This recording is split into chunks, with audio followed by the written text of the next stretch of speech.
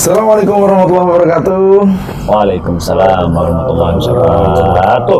Berbeda dengan suasana sebelumnya, di episode sebelumnya, sekarang kita ada di kawasan Outdoor.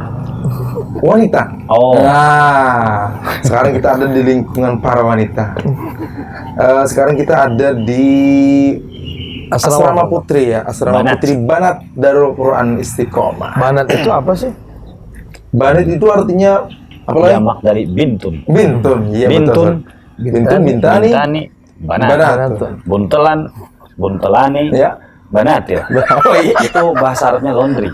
Oh gitu. Nah, Nah. 11 tahun di Misro. Oh, Masya Allah, ngapain lo?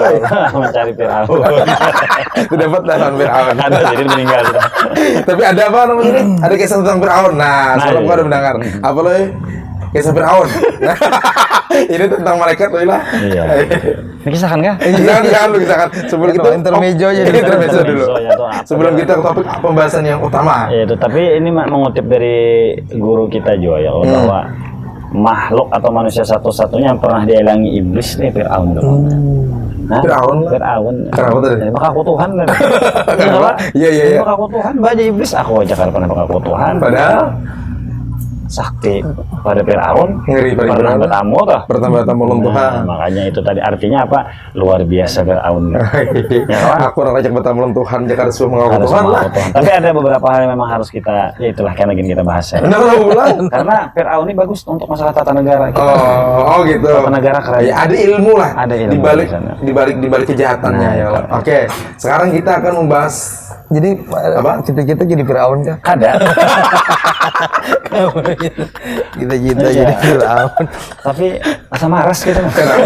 kenapa tadi? Keren mah. Hah? Namanya ada di Quran. Ya, Pak.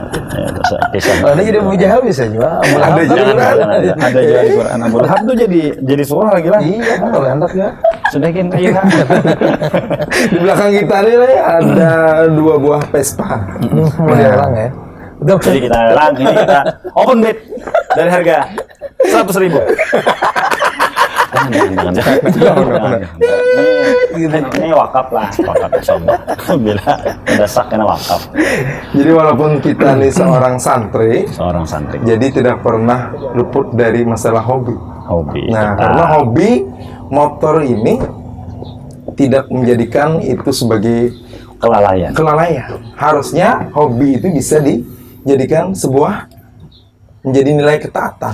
Nah, gitu. Makanya kita Pengingat. ada pengingat. Bahwa kita ada angsuran akan hobi kita.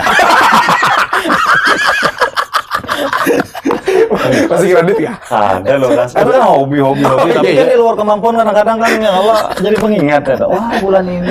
Iya. Itu hobi Itu bagus. tazkir, bukan tazkirul maut lah. Dain. Tazkirul dain. Pengingat hutang. Balik awal. Jadi kita dari kisah Fir'aun Timur Tengah habis kisah apa gerahan kita bahas. tahu Ya, kalau- gimana. nah kita tahu juga sih. Nah, iya. Jadi sebenarnya kayak kita di sini hendak membahas masalah bab wanita. Nah, karena kebetulan hari ini adalah apa Zat? Memperingati tanggal 11 tanggal 11. Ramadan adalah haulnya wafatnya wanita termulia di sisi baginda Nabi SAW, Sayyidah Khadijah bint Khuwailid. Hawa-hawa sidin lah, banyak manakib sidin dilaksanakan kita di Dan kampung. insya Allah di pondok sore ini pada sholat asar kita baca maulid, lepas itu nanti baca manakib Sayyidah Khadijah, nanti kita kebetulan juga ada nyembelih kambing. Masya Nanti datang ya, Di mana? dapat bulunya nanti. Bulunya pulang. Semalam kokonya. Oh, ada monyet kokonya. Cara mau kanyang lah. Ini dimasaki orang. Aku makan kambing ya, dokter. Karena kanyang. Oh, apa aja kukunya dimakan. Kasih kanyangan. Ini bulunya pulang. Bulunya ini sama ya. Makan suatu hal yang fata morgan. Daging gada lah. Daging kada, bulu limbit kada. Tapi inguhnya ada. Bulu kambing nang. Daripada bulu ketiak kan Lain pulang ladar pulang kita. Oh jadi di mana di pondok? Iya, soalnya nanti di masjid. Ah, Di masjid. Atau mana ya? Insyaallah. Atau Tapi kan ada jadwal juga nih. Oh, malah. Jadwal apa? Jadwal kambing. Langsung ke pokok permainan kita belum opening kan? Iya. Sudah tadi dibuka. Sudah. Dibuka. Jadi ada yang anak beberapa pertakunan nih kan. Dulu nih ada kontak juga kita di channel kita nih. Jadi ada yang bertakun. Sudah ada yang bertakun, Ada yang ya? bertakun nih. Nah, tadi namanya Ayi Rahimullah. Apa yang hendak kita bahas? Wanita. Jadi kayak gini, yang hendak ulun takunakan sedikit garis besar tentang adab pergaulan wanita tuh kayak apa baiknya, baik itu inya di zaman sekolah kah, ya Pak? Di zaman kuliah kah, atau di zaman inya yang sudah berumah tangga lah. Garis besarnya aja kita. Oke. A'udzubillahi minasyaitonirrajim. Bismillahirrahmanirrahim. Assalamualaikum warahmatullahi wabarakatuh. Waalaikumsalam warahmatullahi wabarakatuh. Innal hamdalillah salatu wassalamu ala Rasulillah wa ala alihi washabbihi wa mawala la haula wala quwwata illa billah. Agak sedikit serius ya. Serius? Karena kalau bawaannya samping Mas Palu ini nggak bisa kalau nggak tersungging gigi kita. Tersungging gigi. Oh, bagus. Takuring. Takuring. Iya, iya, iya. Nah, intinya sekarang tuh problematika kehidupan di masyarakat, pada khususnya untuk anak-anak gadis, anak-anak belia tuh. Tidak cuman anak-anak gadis ya. Sekarang tuh lebih banyak ibu-ibu pun rasa gadis. Rasa-rasanya. Iya. Oh, karena ada aplikasi kamera Nabi Yusuf.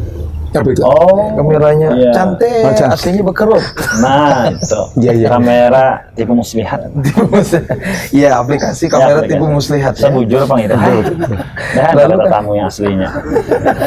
Kamu di foto aja lah. Dia di aplikasi. Ini orang umur 50 tahunan pun udah ibu-ibu, ada yang nenek-nenek ya kan, seakan-akan nggak perlu lagi pakai bedak, nggak lagi, ibarat kata pakai lipstick juga nggak lagi, make up nggak lagi, tapi penampilan seperti anak belia.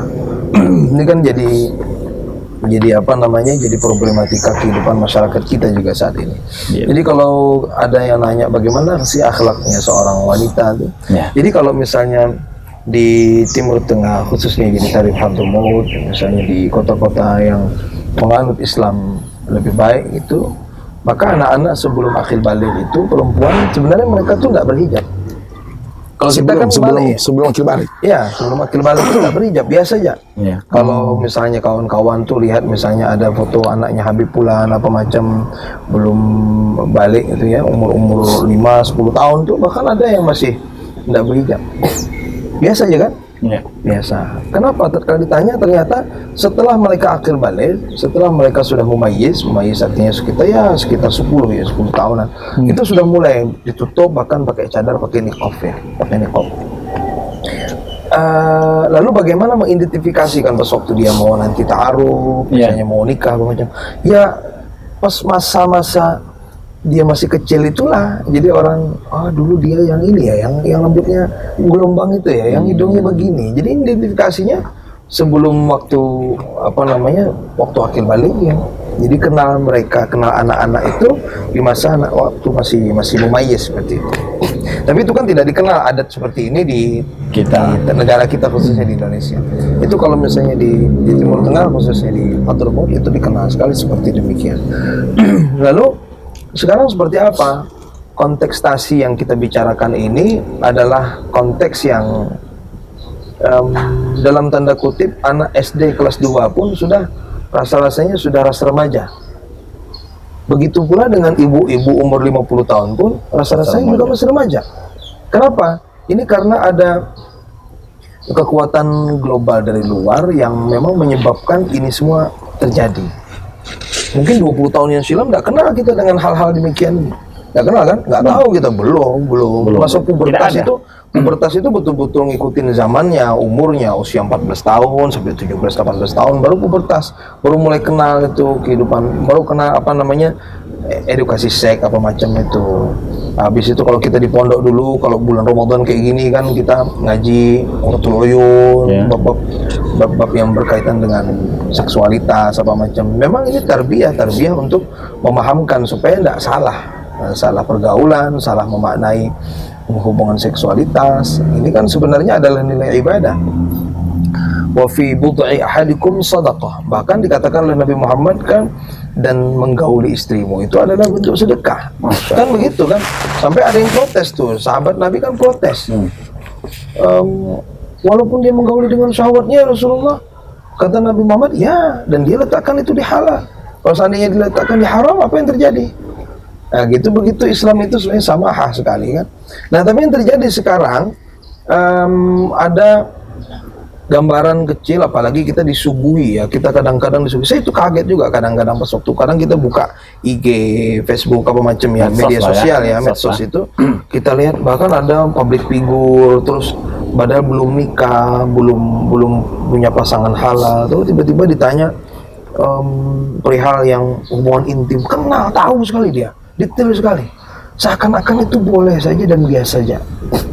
Kita kan jadinya bersyukur ya punya anak-anak santri yang ada di pondok pesantren, yang mereka terjaga ya daripada media sosial. Ya kalaupun mereka juga punya rasa ada hubbus syahwat bilan nisa, ya tapi kan masih terjaga ya, terjaga.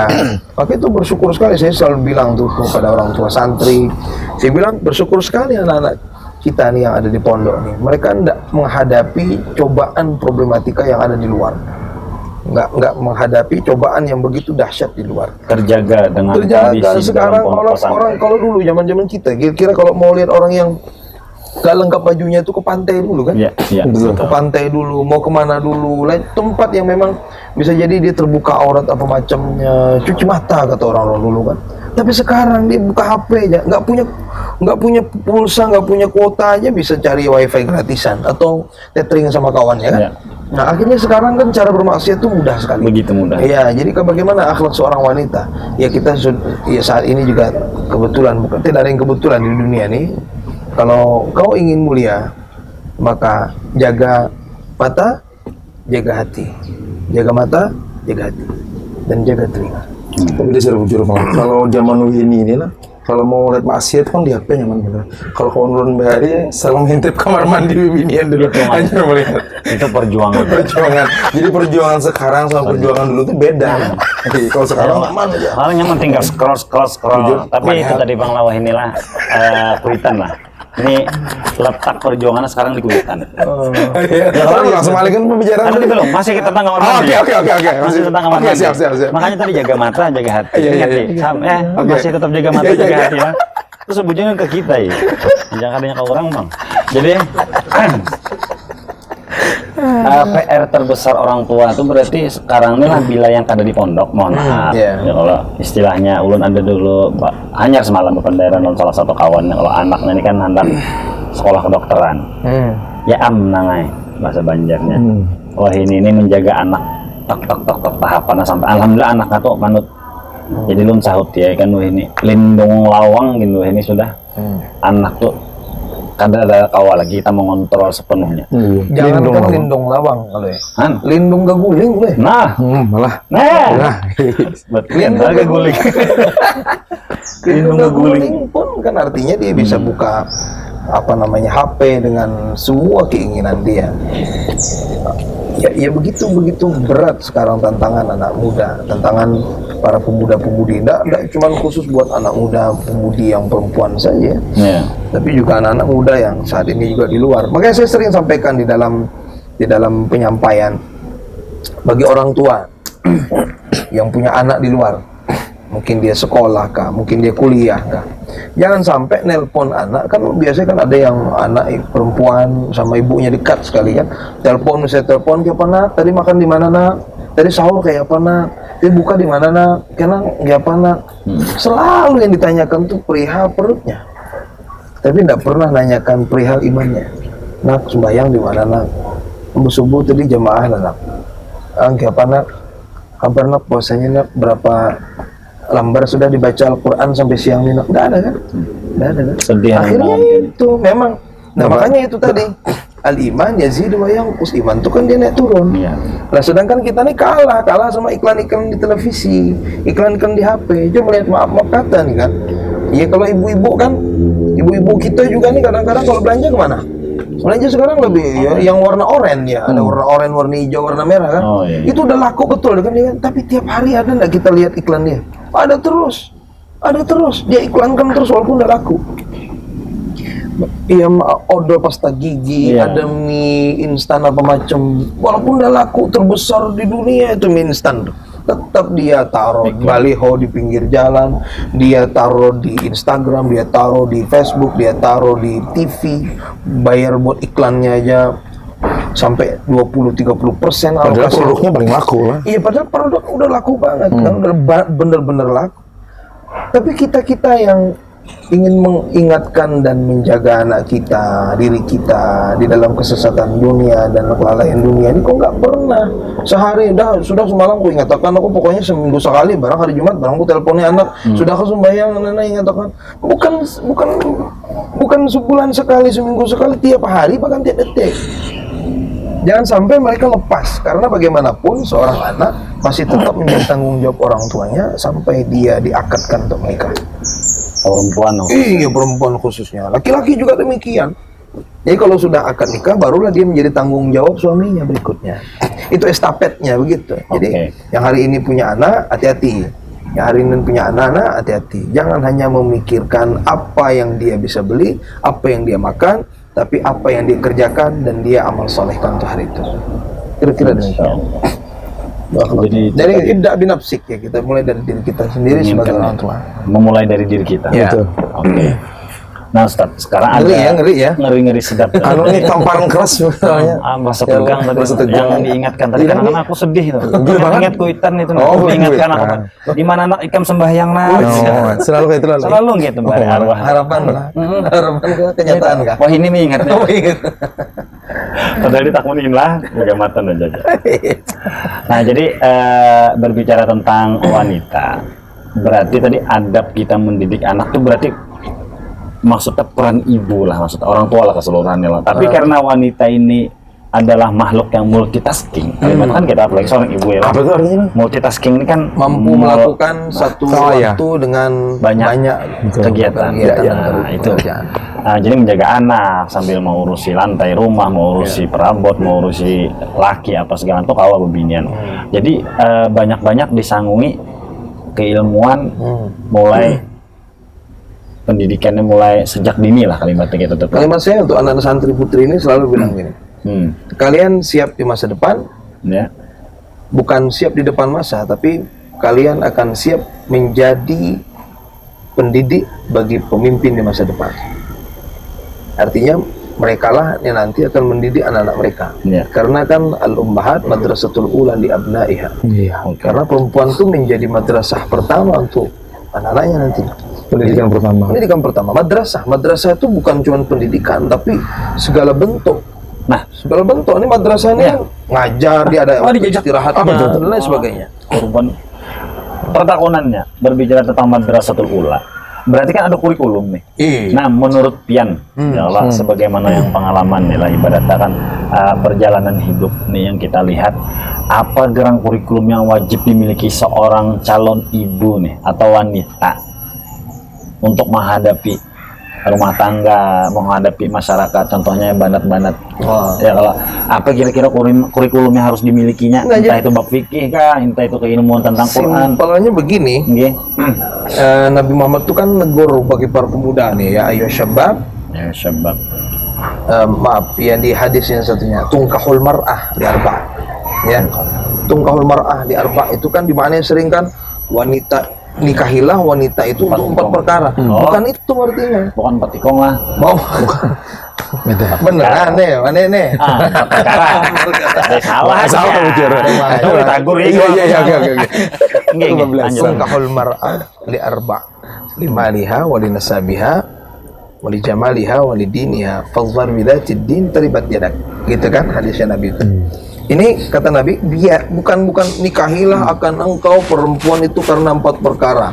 Karena hartanya, karena nasabnya, karena cantiknya, dan karena agamanya. Bukan begitu maknanya. Tungkahul mar'ah itu artinya biasanya perempuan itu dinikahi karena 4 perkara. Tungkahu itu artinya kebiasaan. Bukan suruhan. Bukan. Tungkahul mar'ah itu kebiasaannya wanita itu dinikahi karena 4 perkara. perkara pertama tuh karena lima liha, karena biasanya ada yang karena dia orang kaya atau keturunan orang kaya. Habis itu wali nasabiha, mungkin anak keturunan bupati kah, punya jabatan darah biru kayak gitu kan. Biru, darah biru. Habis itu yang ketiga li jamaliha, karena cantiknya, Nada. anggunnya, hidung Masya Allah. mancungnya, ya putih kulitnya. Ini rata-rata kan begitu, ada begitu. Yang Puasa, terakhir kan karena agamanya. Nah, 4 ini kata Nabi, fadhfar bidzatid din taribat yadak. Kalau engkau ingin gembira, ingin beruntung, tanganmu menerima penerimaan terbaik, fadhfar bidzatid din taribat yadak. Maka pilihlah yang agamanya. Jadi dibalik. Jadi harus milih agamanya. Nah, agamanya seperti apa? Jadi begini loh, Ya. kita jadi suami akan punya tanggung jawab moral kalau misalnya istri belum paham masalah thaharah. Istri tidak paham masalah haid, masalah nifas. Istri tidak ngerti ini darah haid atau darah istihadah. Tidak paham, ente yang harus tanggung jawab. Iya. Kalau sebagai kita suami. sudah punya istri yang sudah ngerti agama, udah ngerti hukum fikihnya, kita jauh lebih ringan tugasnya. Begitu. Kalau misalnya istri tidak sholat, yang dapat pertanyaan sama malaikat siapa nanti? Bukan cuma istri saja, kita sebagai imam ditanya. Nih, Suaminya dong. ya, suami. Bukan suami orang dong yang Ente ditanya. punya lebih dari satu, malah tambah pertanyaan. Betul ya? Oh, maksudnya Maksudnya istrinya. anak. Iya, iya. Oh, Oh, iya, iya, iya. Maksudnya ini pertanyaan. Pertanyaan ini yang Ada kali. Ada. Oh, jadi tadi ada tuh- keinginan. ada keinginan. Ada keberanian. Ya begitulah kan. Jadi tadi tuh daripada kita melebar, Iya, iya, iya. lebih baik kita memanjang.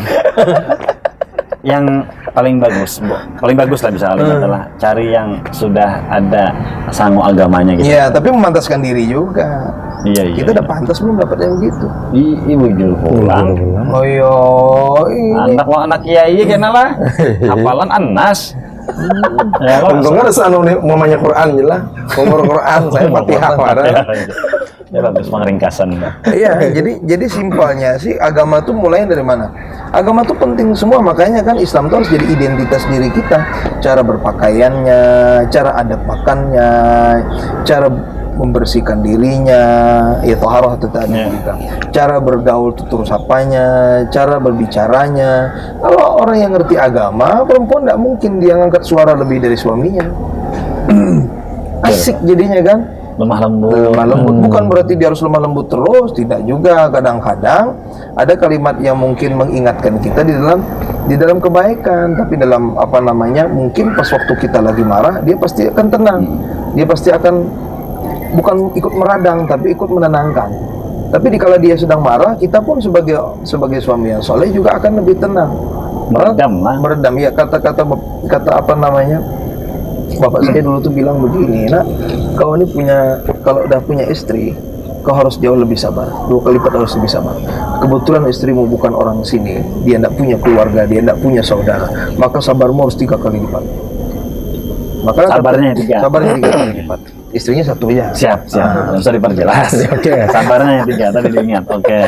Terus beliau, saya dapat petua dari guru saya begini, kalau misalnya ada petua larangan untuk kita tidak boleh memotong tali silaturahim atau bertengkar lebih dari 3 hari, maka kata guru saya minta sama kamu jangan lebih dari 3 jam.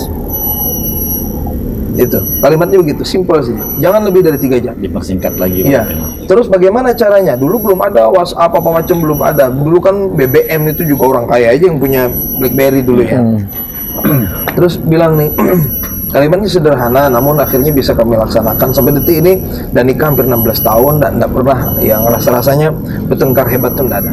Alhamdulillah. Itu karena petua dari guru. Guru saya cuma bilang begini, jangan sampai lebih dari 3 jam. Namanya orang punya hubungan pasti ada gesekan. Coba lihat tangan, coba tangan. Ya. Coba. Oke. Gesekan. Namanya orang dekat pasti ada gesekan. Kalau ada gesekan biasanya ada mulai Panas. Oh, panas. Kalau sudah panas, maka lepaskan. Kalimat tersimpel dari itu akhirnya kita bilang, jangan sampai bawa masalahmu keluar dari rumah. Bahkan saya minta kata guru saya, jangan keluar dari kamarmu. Jadi kalau ingin tenang, sebenarnya sama istri juga, kalau sudah ada masalah, kunci kamar, letakkan HP semua. Tidak ada yang boleh tahu permasalahan kita kecuali hanya kita berdua. Jadi bininya dikunci di kamar. Iya, kunci di kamar. Nah, kitanya Iya, di kamar. Dan berdua di kamar. siapapun yang Dikunci sedang di kamar. siapapun yang sedang naik emosinya, maka salah satu harus mau minta maaf. Itu kuncinya. Ini misalnya istri antum, misalnya. jangan. Iya. Kalau bayangkan pagi puasa nih, ya Allah tambah lapar nih. Ini misalnya nih, dia lagi naik nih, lagi emosinya memuncak apa macam. Walaupun ente tahu sebagai seorang suami, yang salah dia. Jangan sampai ego ente muncul. Ente harus merendahkan ego, lalu ente iya ngerti, iya tahu. Saya minta maaf. Saya minta maaf. Harus mau mengatakan maaf, karena kesalahan paling fatal di dalam rumah tangga itu adalah tidak mau minta maaf. Betul itu, egoisme. Egoisme seorang suami yang merasa capek cari duit, cari kerja, kesana kemari, banting tulang. Si istri juga demikian. Saya ngurus anak, saya yang nyuci baju, saya nyuci, saya yang nyetrika, saya yang nyapu, saya yang nyepel. Ini nggak pernah dihargai. Akhirnya harus mau menurunkan egonya masing-masing. Kalau misalnya begitu, sebaliknya, kalau ini yang lagi naik, naik, ini harus mau turunkan egonya. Iya mas, aku masih minta maaf. Iya mas. Karena apa? Karena kata Nabi, al-ghadab awwaluhu junun wa akhiruhu nadam. Karena orang marah itu pertamanya seperti orang gila. Wa akhiruhu an-nadam. Dan terakhirnya pastinya salah. Lihat saja. Kalau udah mau, iya aku yang salah, iya enggak apa-apa, iya wes terserah, wes aku yang salah. Padahal dia tahu dia enggak salah, tapi dia mau ngakuin dia salah. Kalau udah mulai redam, nanti pas waktu bicara, iya, kenapa ya gitu ya. Itu akhirnya ketenangan itu karena satu, ya, karena pasangan yang soleh dan solehah yang mengerti meletakkan kemarahan itu harus pada tempatnya, dan kemarahan bukan karena apa-apa, supaya kita mengingat bahwasanya harus marah apabila kita meninggalkan amal soleh dan ketakwaan. Oke. Poinnya. Udah dapat, mudah-mudahan dapat kita pahami. Terakhir, Bi. Siap. Pesan.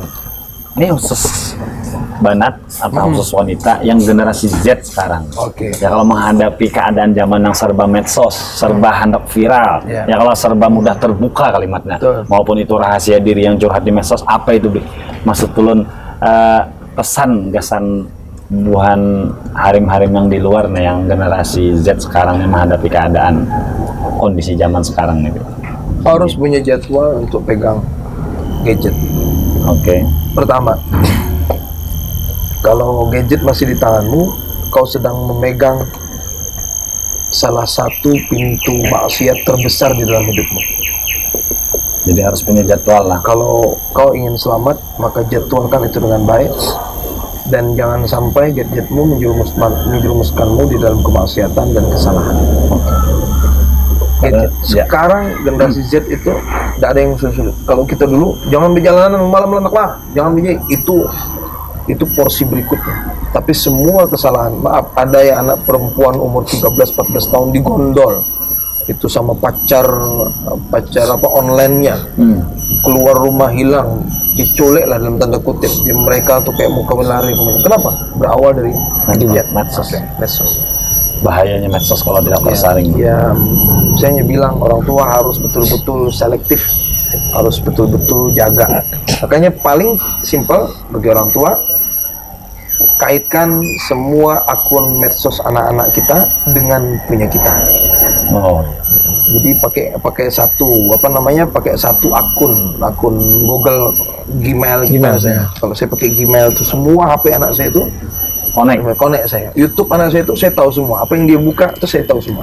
Jadi terkontrol betul. Oke, siap. Berarti semuanya harus buat generasi sekarang, terutama wanitanya, harus bijaksana dalam penggunaan gadget. Iya, gadget. Itu yang saat ini sangat memprihatinkan di situ. Selebihnya itu hanya implikasi dari gadget. Semuanya berawal dari gadget. Ternyata bukan hanya anak aja lah yang harus diatur pemakaian gadgetnya, ternyata bininya iya juga. Lakinya berarti ada lah ya. Bagiannya Oke, jadi kita dapat poinnya, artinya sudah sesanguan gasan kita nubuhan remaja-remaja pemuda nih, khususnya kita fokus ke pemuda lah, pemudi maksudnya. Umur 40. Pemudik dah. Kita kan di sini Bukannya. olahkan. Oh iya. Gasan pemudik. Kalau kita kan jiwa tetap Iya, muda. iya, bener. Jalan 21 ya. Jangan 21. Rasanya. Realitanya. Kali 2. Masya Allah. Oke, silakan ya. Closing statement nih. Terus terang kalau kita bicara sama Abi lah, kada cukup waktu sekitar 15 sampai 30 menit. Ini sudah hampir 30 menit. Bukan masalah kita tidak hanya membahas panjang lebar lagi, tapi memang waktu yang sudah Dan baterai kamera memutuskan. sudah parah habis. Baterai kamera Sudah habis habis. kan? Sudah habis. Oke. Nah, oke. Oke, kita tutup dulu sampai Itu sini. maksudnya. Subhanakallah. Episode selanjutnya, wassalamualaikum warahmatullahi wabarakatuh. Waalaikumsalam warahmatullahi wabarakatuh. Subhanakallah bihamdika asyhadu an la ilaha illa anta astaghfiruka wa atubu ilaik.